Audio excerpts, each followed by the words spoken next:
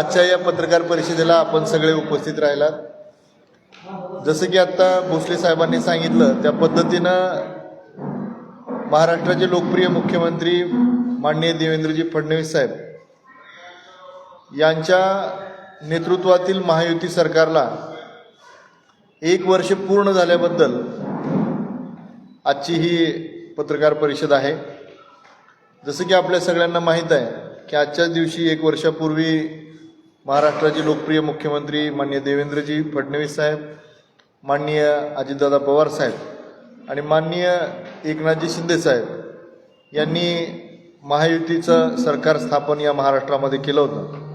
आणि तेव्हापासून आजच्या तारखेपर्यंत महाराष्ट्र ज्या पद्धतीने वेगामध्ये आपलं यशाची, प्रगतीची, कर्तृत्वाची, नेतृत्वाची घौडदौड करतोय, त्या पद्धतीनं 1 वर्षामध्ये महाराष्ट्राच्या सामान्य घटकातल्या किंवा महाराष्ट्रामधल्या जनसामान्य जनतेच्या हिताच्या अनेक योजना माननीय देवेंद्रजींच्या नेतृत्वातील या सरकारने, महायुती सरकारने घेतलेल्या आहेत. या लोकउपयोगी योजनांच्या माध्यमातून या महाराष्ट्रातल्या सकल संपन्न जनतेला त्याचा अनेक अर्थाने फायदा होतोय. आणि मग याचाच एक भाग म्हणून महाराष्ट्राच्या लोकप्रिय मुख्यमंत्र्यांनी घेतलेल्या अनेक निर्णयांचा आपल्या जिल्ह्याला पण फायदा झाला आहे. आपल्या जिल्ह्याला पण 1 वर्षामध्ये, मागच्या कालखंडामध्ये महाराष्ट्राच्या या महायुतीच्या सरकारच्या माध्यमातून मराठवाड्याच्या न्याय हक्काच्या पाण्यासाठीचं, कृष्णा मराठवाडा सिंचन प्रकल्पासाठीचं साधारणतः 11,700 कोटी रुपयाची प्रशासकीय मान्यता ही याच सरकारच्या माध्यमातून आपल्याला प्राप्त झालेली आहे. आणि हा कृष्णा मराठवाडा सिंचन प्रकल्प असेल किंवा तीर्थक्षेत्र आपलं आई तुळजाभवानीचं मंदिर असेल, या तीर्थक्षेत्रापासून रेल्वे मार्गासाठी सुद्धा रेल्वेला तुळजापूरसोबत जोडून तुळजापूरला राष्ट्रीय नकाशावर आणण्याचं काम आणि या माध्यमातून राज्य सरकारचा वाटा देण्याचं काम याच देवेंद्रजी फडणवीस साहेबांच्या सरकारच्या माध्यमातून झालं. हे आपल्या धाराशिव जिल्ह्यासाठीची खूप दीर्घकालीन अशी मोठी उपलब्धी आहे. आणि या उपलब्धीच्या माध्यमातून राज्य सरकारनं 3295 कोटी रुपये इतक्या निधीला प्रशासकीय मान्यता महाराष्ट्र राज्य सरकारनं दिलेली आहे. आणि त्याच्या किमतीचा 50% हिस्सा देखील देण्यास राज्य सरकारनं मंजुरी दिलेली आहे. त्यामुळं आई तुळजाभवानीच्या दर्शनासाठी येणाऱ्या देशभरातील, जगभरातील भक्तांचा, त्यांच्या भक्ती मार्गासाठीचा एक जोडण्याचा मोठा मार्ग रेल्वे मार्गामुळं महाराष्ट्रातल्या जनतेला, देशातल्या जनतेला उपलब्ध झाला आहे.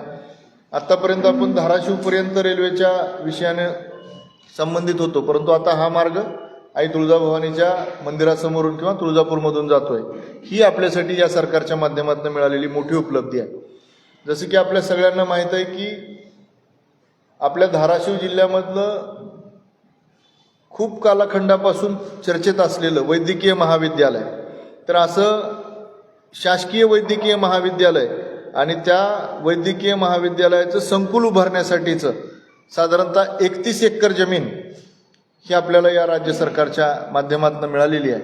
आमदार राणा जगजितसिंह पाटील साहेब असतील आणि प्रशासनातले किंवा मंत्रालय स्तरावरचे त्या विभागाचे, त्या विषयाचे जे काही मंत्रीगण असतील, यांच्या माध्यमातून आपल्याला या जागेसाठी साधारणतः 430 कोटी रुपयाचा निधी देखील मंजूर झालेला आहे. आणि ही जागा धुळे सोलापूर राष्ट्रीय महामार्गाला लगत आहे. त्याच्यामुळं शहरालगत असलेले हे वैद्यकीय महाविद्यालय संकुल, या संकुलामुळं स्वाभाविकचपणे या धाराशिव शहराचा एक भागापुरता किंवा धाराशिव शहराच्या समतोल पद्धतीने जर आपण बघितलं तर एक मोठी वास्तू, मोठी इमारत आणि लोकांच्या जनसुविधेसाठीची जी वास्तू या शहरात झाल्यामुळं नक्कीच आपल्याला याचा, धाराशिवकरांना त्याचा फायदा होणार आहे. आपल्यासोबत आपल्या मागच्या एका बैठकीमध्ये, मागच्या एका सभेमध्ये देशाचे कणखर गृहमंत्री माननीय अमितभाई शहा यांनी सभेमध्ये जाहीर केलं होतं की आई तुळजाभवानीच्या या मंदिराचा वारसा आपण वैश्विक दर्जाचा निर्माण करू. आणि असा वैश्विक दर्जाच्या मंदिराच्या निर्माणासाठी राज्य सरकारकडनं आपल्याला 1865 कोटी रुपये सुद्धा याच नजीकच्या वर्षामध्ये आपल्याला प्राप्त झाले. तुळजापूर विधानसभेचे लोकप्रिय माननीय आमदार राणादादांच्या प्रयत्नातून वेगवेगळ्या योजनांच्या माध्यमातून आणि वेगवेगळ्या संकल्पनांच्या माध्यमातून राज्य सरकारने त्यांच्या वेगवेगळ्या विनंतींना मान देऊन हा निधी महाराष्ट्र सरकारच्या बैठकीतून हा निधी आपल्याला मंजूर झाला. हा देखील मागच्या 1 वर्षाच्या 365 दिवसाच्या कामगिरीतला एक मोठा टप्पा आपल्याला समजता येईल. आणि त्याच्यासोबत भूसंपादनासाठी तीर्थक्षेत्र विकासाच्या माध्यमातून जो विकास होणार आहे त्याच्या भूसंपादनासाठी सुद्धा साधारणतः 500 कोटीपेक्षा अधिकची तरतूद या विषयात केलेली आहे. आणि प्रारंभिक कामासाठी 28 कोटी रुपये सुद्धा आपल्याकडं याच माध्यमातून उपलब्ध झालेले आहेत. अशा अनेक ना अनेक गोष्टी महाराष्ट्राच्या लोकप्रिय मुख्यमंत्री माननीय देवेंद्रजी फडणवीस साहेबांच्या 1 वर्षाच्या कालखंडामध्ये आपल्या जिल्ह्याला प्राप्त झालेले आहेत. जसं की आपल्या सगळ्यांना माहीत आहे की तांत्रिक वस्त्रोद्योगसाठी टेक्निकल टेक्स्टाईल या विषयासाठीची सुद्धा साधारणतः 24 कोटी रुपयाची पायाभूत सुविधांची कामं आत्ता आपल्याकडं चालू आहेत. ती कामं प्रगतीपथावर आहेत. आणि अनेक टेक्निकल टेक्स्टाईलच्या कंपन्यांसंदर्भात महाराष्ट्र राज्याच्या उद्योगमंत्र्यांच्या आणि महाराष्ट्राच्या टेक्निकल टेक्स्टाईलच्या संदर्भातल्या असलेल्या जाणकारांच्या अनेक बैठका या विषयानं झालेल्या आहेत. आणि त्याच्यातनं मला असं वाटतं की या टेक्निकल टेक्स्टाईलच्या माध्यमातून आपल्या शहरामध्ये आपल्या जिल्ह्यामध्ये साधारणतः 7,500 ते 8,000 लोकांना रोजगार उपलब्ध होऊ शकतो. ही उपलब्धीसुद्धा या 1 वर्षातल्या माननीय देवेंद्रजींच्या सरकारच्या माध्यमातून आपल्याला आपल्या धाराशिव जिल्ह्याला प्राप्त झालेली आहे. PMAGP CMAGP याच्या माध्यमातून आपण सगळ्यांना माहीत असेल ही खूप उद्योजकांसाठी व्यावसायिकांसाठी खूप चांगली योजना आहे. याच्या माध्यमातून सुद्धा 1800 उद्योगांना या योजनेचा लाभ झालेला आहे. महाराष्ट्राच्या या महायुतीच्या लोकप्रिय सरकारच्या माध्यमातून धाराशिव जिल्ह्यातल्या जनतेचं जीवनमान उंचावण्यासाठी ज्या वेगवेगळ्या घोषणा वेगवेगळ्या योजना आणि वेगवेगळ्या प्रकल्पांची महाराष्ट्राने आत्तापर्यंत सुरुवात केली त्याच्यातला काही टप्पा काही भाग म्हणून आपल्या जिल्ह्याला पण त्याचा लाभ झाला. आजच्या या पत्रकार परिषदेच्या माध्यमातून आपण हेच सगळ्यांना सांगू इच्छितो की हे सरकार गतिमान सरकार आहे, सुशासन असलेलं सरकार आहे. आणि या सरकारच्या माध्यमातून आपण जनसामान्यांचे प्रश्न सोडवण्याचा प्रामाणिक प्रयत्न करतो. आरोग्य मंत्रालयाच्या अंतर्गत 500 बेडच्या जिल्हा सामान्य रुग्णालयाच्या इमारतीसाठी सुद्धा याच सरकारच्या माध्यमातून 230 कोटी रुपये इतका निधी आपल्याला प्राप्त झाला आहे. आणि या 500 बेडच्या रुग्णालयाच्या विषयानं पुढे जाऊन आपण असं ठामपणे ठोसपणे असं सांगू शकतो की ग्रामीण भागातलं आरोग्य व्यवस्था किंवा धाराशिव जिल्ह्यातली आरोग्य व्यवस्था या प्राप्त निधीच्या माध्यमातून किंवा या वेगवेगळ्या पद्धतीच्या इन्फ्रास्ट्रक्चरल डेव्हलपमेंटच्या माध्यमातून आरोग्यावरच्या खर्चाच्या माध्यमातून ग्रामीण भागामधल्या आरोग्याच्या जे अवेअरनेस तयार होतील यातनं सुद्धा लोकांमध्ये आरोग्याची जागृती होईल आणि लोकांच्या आरोग्याचे प्रश्न बहुतांशी सुटण्याचा प्रयत्न या योजनांच्या माध्यमातून आपल्याला करता येऊ शकतो. याचाही लाभ आपल्याला या महायुतीच्या सरकारकडनं या धाराशिव जिल्ह्यासाठी झालेला आहे. शासकीय आयुर्वेदिक महाविद्यालयाच्या सुसज्ज शस्त्रक्रियेसाठी सुद्धा शस्त्रक्रिया कक्षासाठी साधारणतः 39.50 कोटी रुपये इतका निधी आपल्याला उपलब्ध झालेला आहे. आणि आपल्या सगळ्यांना माहीत आहे की अतिवृष्टीच्या माध्यमातून मागच्या अतिवृष्टी कालखंडामध्ये मागच्या 2-3 महिन्यापूर्वी जी अभूतपूर्व अशी पावसामुळेची परिस्थिती आपल्या धाराशिव जिल्ह्यामध्ये दुर्दैवाने उद्भवली याच्यामध्ये सुद्धा भरीव असा निधी म्हणून महाराष्ट्र सरकारने माननीय देवेंद्रजींच्या नेतृत्वातील या महायुतीच्या सरकारने साधारणतः 9,76,000 शेतकरी बांधवांना 1,278 कोटी रुपयाची मदत थेट आर्थिक मदत या महायुतीच्या सरकारने केलेली आहे. आणि संकट काळामध्ये सुद्धा बळीराजाला मोठा दिलासा देण्याचं काम महाराष्ट्राच्या लोकप्रिय मुख्यमंत्र्यांच्या नेतृत्वातील या सरकारने केलेलं आहे. आपल्याला जसं की आपल्या सगळ्यांना माहीत आहे की कृष्णा मराठवाडा सिंचन योजनेचा टप्पा क्रमांक 6च्या कामाला सुद्धा महाराष्ट्राच्या सरकारने मंजुरी दिलेली आहे. आणि त्याच्यामुळे उमरगा लोहारा भागातील सुद्धा नागरिकांना या पाण्याचा लाभ होणार आहे. त्या भागातील सुद्धा क्षेत्र हे आता ओलिताखाली येणार आहे. आपल्याकडं अनेक वर्षापासून प्रलंबित असलेलं निम्न तेरणा प्रकल्प किंवा निम्न तेरणा उपसा सिंचन योजना याच्या दुरुस्तीसाठी सुद्धा या सरकारने 113 कोटी रुपयाचा निधी दिलेला आहे. आणि आपल्या सगळ्यांना माहीत असेल की माननीय मंत्री श्री राधाकृष्णजी विखे पाटील असतील, तत्कालीन त्या काळचे त्याचे सचिव असतील ते, आणि माननीय आमदार राणादादा आणि आम्ही सगळी टीम आमच्या उपस्थितीमध्ये तिथं कार्यक्रम घेऊन आपण हा दुरुस्तीचा निम्न तेरणाचा जो प्रश्न होता तो सुद्धा आता संपुष्टात आलेला आहे. वेगवेगळ्या विषयाच्या माध्यमातून संजय गांधी निराधार, श्रावणबाळ निवृत्ती वेतन यातील 9,000 पेक्षा अधिक लाभार्थ्यांच्या घरी जाऊन आपल्या जिल्ह्यामध्ये KYC पूर्ण करण्यात आलेली आहे. हे सुद्धा याच सरकारच्या माध्यमातून आपण करू शकलो.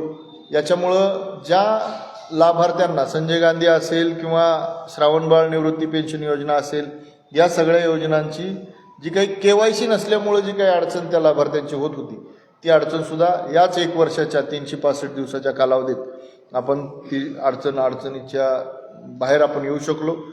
55 वर्ष जुनी असलेली करनूरची योजना आपल्या सगळ्यांना माहीत असेल, तुळजापूर तालुक्यात असलेली 55 वर्ष जुनी असलेली करनूरची योजना, या योजनेला सुद्धा दुरुस्तीचं काम युद्ध पातळीवर सुरू आहे. 29 कोटी 65 लाख रुपयाच्या निधीतून हे काम सुरू आहे आणि 3,000च्या आसपासचं हेक्टरचं क्षेत्र या योजनेमुळं ओलिताखाली येणार आहे. म्हणजे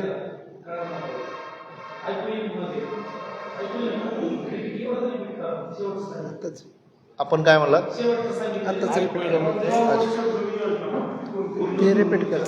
अच्छा, फास्ट व्हायला आहे का? अच्छा, मग माईक घेऊन बोलू. 55 वर्ष जुनी असलेली करनूरची योजना आता येत आहे, त्या दुरुस्तीचं काम सुद्धा आता प्रगतीपथावर आहे. त्याचं काम युद्ध पातळीवर सुरू आहे. 29 कोटी 65 लाख रुपयाच्या निधीतून हे काम सुरू आहे आणि या योजनेमुळं साधारणतः 3,600 किंवा 500 हेक्टर क्षेत्र हे ओलिताखाली येणार आहे. अशा एक ना अनेक योजना या महाराष्ट्रातल्या लोकप्रिय नेतृत्वाच्या माध्यमातून आपल्या जिल्ह्याला आपण पूर्ण करून घेतोय.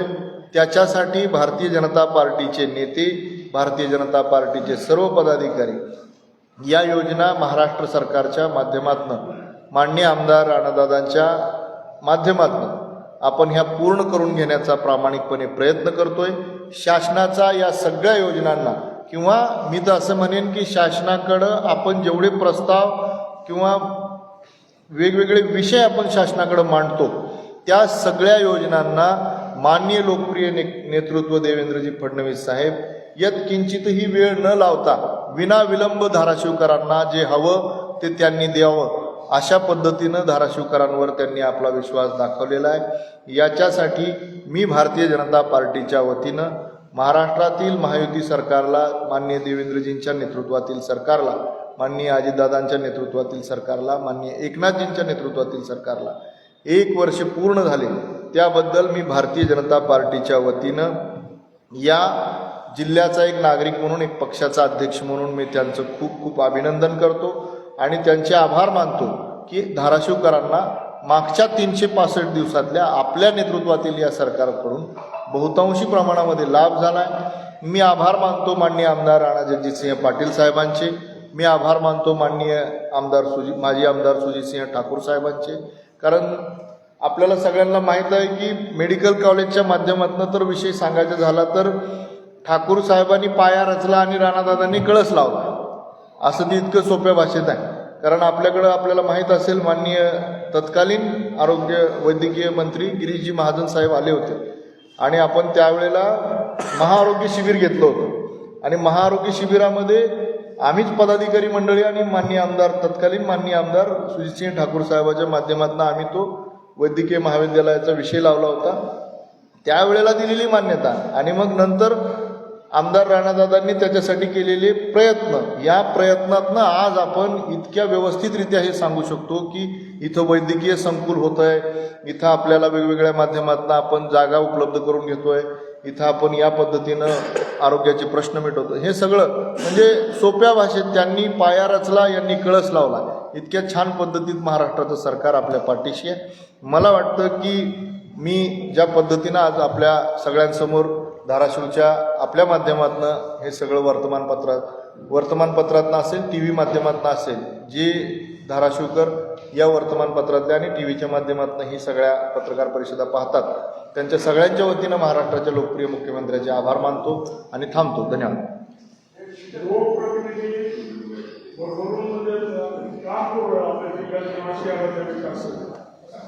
खालची जी यंत्रणा आहे प्रशासकीय यंत्रणा त्याचा मनाव असा आपल्याला सहकार्य असं वाटतं.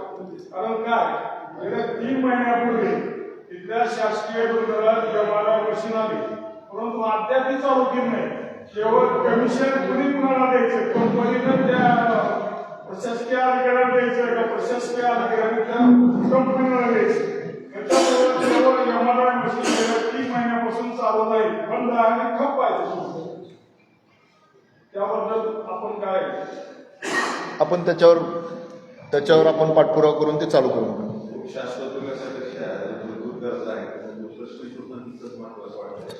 नाही, आपल्याकडं मान्य संतोषजी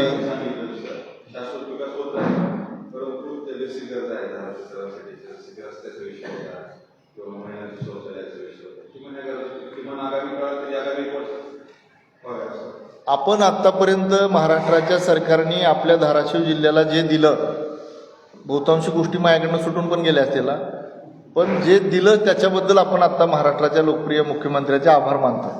आता मुद्दा माझा असा आहे, आपल्या प्रश्नाचं उत्तर देतो मी. माझा मुद्दा असा आहे की ज्या सूचना तुमच्याकडनं मला येतील, मी पण या शहराचा जिल्ह्याचा नागरिक आहे, त्यामुळे ज्या सूचना तुमच्याकडनं मला येतील किंवा मला सुचतील किंवा माझ्या नेतृत्वाला सुचतील त्या पण आपण सोडवून घेण्याचा प्रयत्न करू. खूप छोटा कालावधी आहे, 365 दिवस. 1 वर्षामध्ये इतकं भरभरून दिलं आहे आपल्याला. प्रश्न अनेक आहेत. हे बघा, हा एका जिल्ह्याचा विषय आहे, त्यामुळं एका ठिकाणचा प्रश्न सुटला दुसऱ्या ठिकाणचा निर्माण होणार आहे. सरकार म्हणून आपण प्रत्येक ठिकाणचे प्रश्न सोडवण्यासाठी कटिबद्ध आहोत. परंतु त्याच्यासोबत दुसरी गोष्ट काय आहे की आपण आपल्याला या जिल्ह्यातल्या नेतृत्वाला किंवा जिल्ह्यातल्या जनतेला महाराष्ट्रातलं नेतृत्व विश्वासात घेऊन किंवा महाराष्ट्रातलं नेतृत्व काही कमी करत नाही, हा संदेश मला आपल्या माध्यमातून धाराशिवकरांना द्यायचा.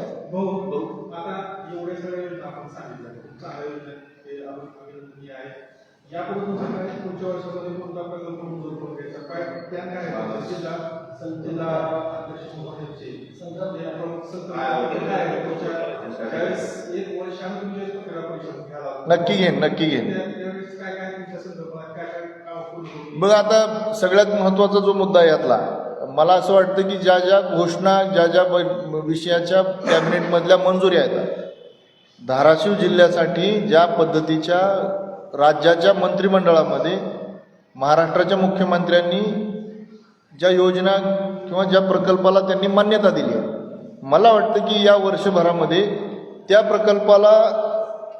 प्रकल्पाला कार्यान्वित कसं करून घेता येईल हा पहिला आपला अजेंडा असणार आहे. बघा, कर्नूरसारख्या एका प्रकल्पासाठी 55 वर्ष लागत असतील आणि तो प्रकल्प आता तुम्ही बघितलं, तुमच्यापैकी अनेक जण त्या भागामध्ये तुळजापूर भागातनं आपण आहे, त्या प्रकल्पाला जर आता आपण एकदम अंतिम टप्प्यामध्ये आणत असू तर हे सुद्धा आपल्या सरकारचं यश आहे. तसं तुम्ही जसं म्हणताय तसं आई तुळजाभवानीच्या मंदिराचा विकास धाराशिवच्या आयुर्वेदिक महाविद्यालयासाठीच असेल किंवा वैद्यकीय महाविद्यालयासाठी असेल, धाराशिवकरांच्या शेतकऱ्यांसाठीचा असेल, धाराशिवकरांच्या महिलांसाठी असेल, युवकांसाठी असेल, ज्या वेगवेगळ्या योजना राज्य पातळीवर राज्य सरकार राबवणार आहे त्याचा पूर्णतः कसा लाभ धाराशिवकरांना मिळेल हे माझा पूर्णतः पुढच्या टप्प्यामधला अजेंडा असेल. आणि आज खरं तर पुढच्या बैठकीला, पुढच्या प्रेसमध्ये जे वेगवेगळे 33 प्रकल्प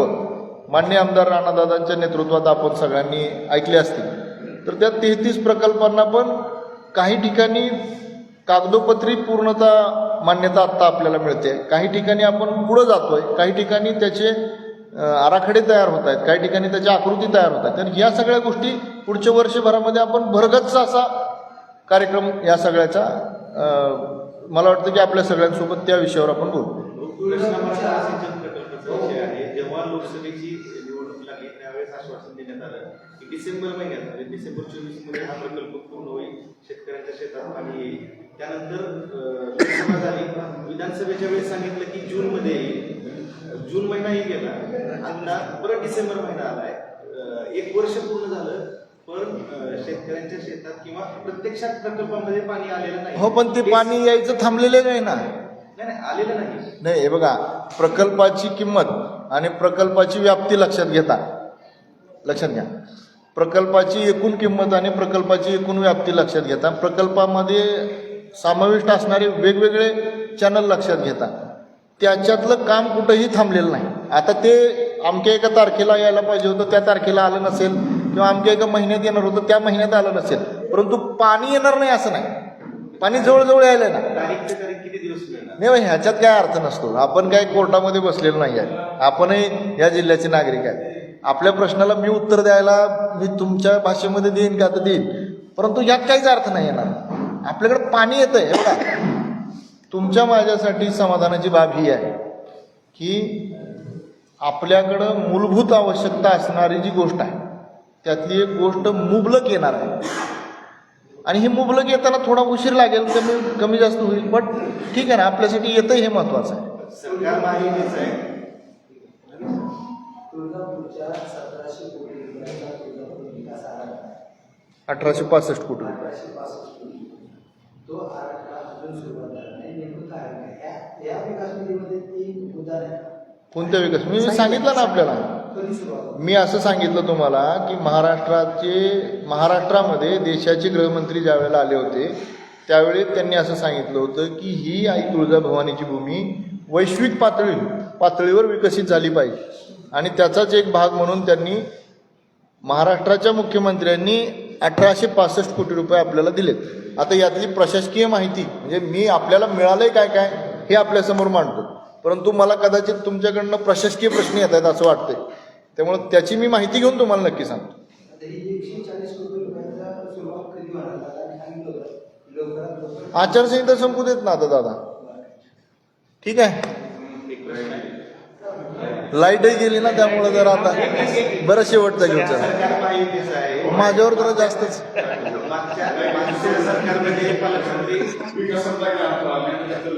मागच्या सरकारमध्ये पालकमंत्री तानाजी सावंत होते. आता तुम्ही जे काही निधी आणला असं सांगितलं, त्यातही तानाजी सावंत यांचा वाटा बऱ्यापैकी राहिलेला आहे. मात्र पत्रकार परिषद घेताना त्यांचा उल्लेख किंवा तानाजी त्यांचं आता तुम्ही माजी मंत्री आमदारांचं नाव देखील घेतलं. तुमचा सर मला रोग कळाला, नेमक्या शब्दात त्याचं उत्तर देतो. माजी मंत्री आमदार तानाजीराव सावंत साहेब हे महायुतीचे नेते आहेत, आणि मी या पत्रकार परिषदेमध्ये महायुतीचे नेते म्हणून अगदी पत्रकार परिषदेची सुरुवात पहा, मी असं म्हणालो की आजच्या तारखेला महाराष्ट्राचे लोकप्रिय मुख्यमंत्री माननीय देवेंद्रजी फडणवीस साहेब, माननीय अजित पवार साहेब आणि माननीय एकनाथजी शिंदे साहेब यांनी आजच्या दिवशी शपथ घेतली. आता मंत्रिमंडळातल्या 42 मंत्र्यांची नावं मी नाही घेऊ शकत, किंवा मागच्या सरकारमधल्या सुद्धा 42-43 मंत्र्यांची, आजी माजी पालकमंत्र्यांची नावं नाही घेऊ शकत, परंतु लोकप्रतिनिधी माझे नेते आहेत. माझ्या जिल्ह्यामध्ये भारतीय जनता पार्टीचा एक आमदार आहे आणि ते भारतीय जनता पार्टीचे नेते आहेत. माझ्याकडे भारतीय जनता पार्टीचा जिल्हाध्यक्ष म्हणून ॲसेट काय आहे तर माझ्या पक्षाकडे एक आमदार आहे, आणि त्या आमदाराच्या माध्यमातूनच हे सगळं जे आम्ही आत्ता जो रागरंग आत्तापर्यंत मांडला ना आकडेवारीचा, किंवा हे मिळालं ते मिळालं, तर माझ्यासाठी हे कौतुकाचा आहे, विश्वासार्हतेचा आहे, आणि माझ्यासाठी समाधानाचा आहे की माझ्या त्या पक्षाच्या नेत्याच्या, त्या आमदाराच्या, राणादादाच्या पत्रावर आम्ही हे वेगवेगळे प्रश्न धाराशिवकरांचे मांडू शकलो. त्यामुळे आता मान्य आमदार तानाजी सावंतांचं नाव आम्ही घेतलं नाही असं नाही, किंवा त्यांचा उल्लेख केला नाही असं नाही. ते आजही नेते आहेत, कालही होते, उद्याही राहतील. ते महायुतीचे नेते आहेत ना. थँक्यू.